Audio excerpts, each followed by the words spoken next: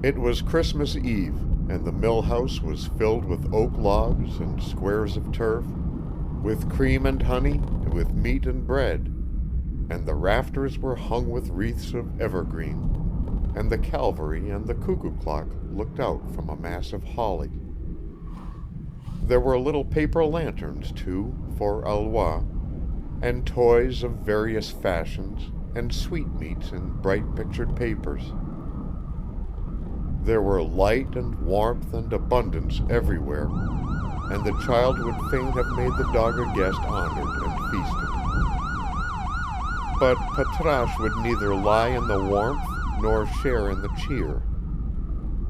Famished he was and very cold, but without Nello he would partake neither of comfort nor food.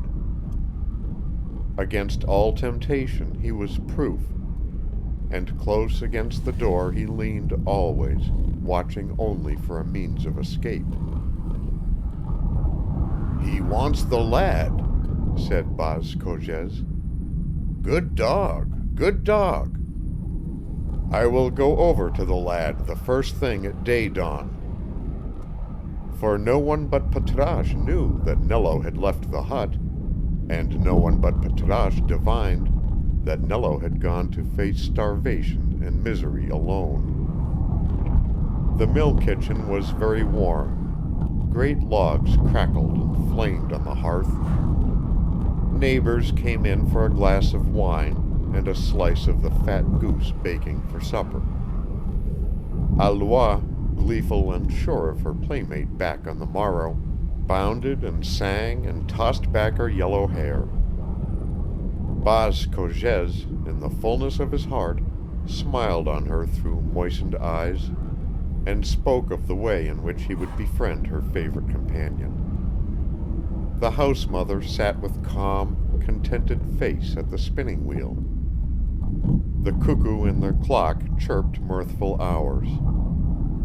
Amidst it all, Patrache was bidden with 1,000 words of welcome to tarry there, a cherished guest. But neither peace nor plenty could allure him where Nello was not. When the supper smoked on the board, and the voices were loudest and gladdest, and the Christ-child brought choicest gifts to Alois, Patrache, watching always an occasion, glided out when the door was unlatched by a careless newcomer, and as swiftly as his weak and tired limbs would bear him, sped over the snow in the bitter black night. He had only one thought: to follow Nello. A human friend might have paused for the pleasant meal, the cheery warmth, the cozy slumber, but that was not the friendship of Patrache. He remembered a bygone time when an old man and a little child had found him sick unto death in the wayside ditch. Snow had fallen freshly all the evening long. It was now nearly 10. The trail of the boy's footsteps was almost obliterated. It took Patrache long to discover any scent.